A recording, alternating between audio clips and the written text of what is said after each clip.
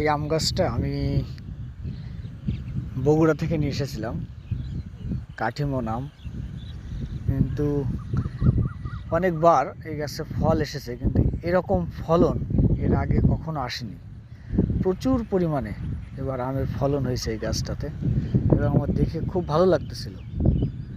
এবং দেখবেন যে আমের সাইজগুলো কিন্তু খুব বড় বড়, মানে এর আগেও আম হয়েছে, কিন্তু সে আমগুলো সাইজ অনেক ছোটো, কিন্তু অনেক বড় বড় আম হয়েছে। এটা আলাদা একটা আমের গাছ আমাদের। এই আমটা অনেক বড় হয়েছে, অনলি 4টে আম হয়েছে গাছে, কিন্তু অনেক বিগ সাইজের। এটা খুব সম্ভবত আমরুপালি, আমি লাগাইনি, আমার বাবা লাগিয়েছিল এই গাছটি। এবং আমাদের লিচু গাছে এবার অনেক লিচু হয়নি, সেই প্রায় 10 থেকে 12টা লিচু হয়েছে। আমার জন্য একটা রেখে দিয়েছে, দেখেন লিচুর কন্ডিশন দেখেন। এটা আমাদের আর একটা আম গাছ, এটা আমাদের এটা ইসের পাশে, পুকুরের পাশে। এই আম গাছটা অনেক আম ধরেছে, অনেক আম ধরেছে, যদিও এটা আটির আম। এবং এটা দেখেন যে আমার বাড়ির পাশে, আসলে একেবারে বাড়ির পাশে একেবারে বিলের সাইডে এই জায়গাটা আমার খুব প্রিয়। এই জায়গাটায় বসে সময় কাটাতে আমার খুবই ভালো লাগে। আর ইমাজিং ভিউ এবং প্রচণ্ড বাতাস, পাশে তাল গাছ, ছোট্ট একটা খাট পাশে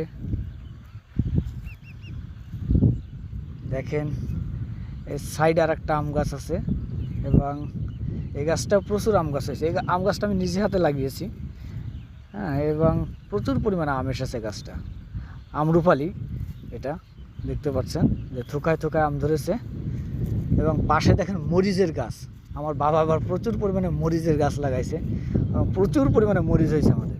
কি সুন্দর বাতাস দেখেন, হঠাৎ করে এমন বাতাস আসে, খুবই ভালো লাগে। আর গাছগুলো কীরকম দোলে দেখেন বাতাসে।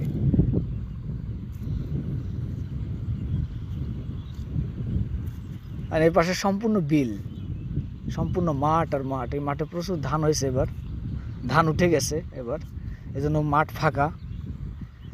আবার দেখবেন যে পানির সময় এখানে প্রচুর পানি হয়, এবং তখন সি বিচের মতো লাগে, সাগরের মতো লাগে। ওই যে দূরে একটা তাল গাছ দেখতে পাচ্ছেন, তাল গাছের তাল হয়েছে, যদি এটা আমাদের গাছ না, তারপর জুম করে দেখানোর চেষ্টা করেছি, অন্য একজনের গাছ। হ্যাঁ, আমাদের গাছেও তাল ধরেছে, নতুন একটা গাছ, নতুন গাছের এই যে দেখেন প্রচুর পরিমাণে তাল হয়েছে। এই তাল আমরা আজকে পেড়ে খাবো এবং বগুড়াতে নিয়ে যাব। এই খাটে বসে সময় কাটাতে আমার খুবই ভালো লাগে। এটা আমার একটা ফেভারিট প্লেস আমার বাসার ভিতরে। যদিও খাটটা অনেক পুরাতন, কিন্তু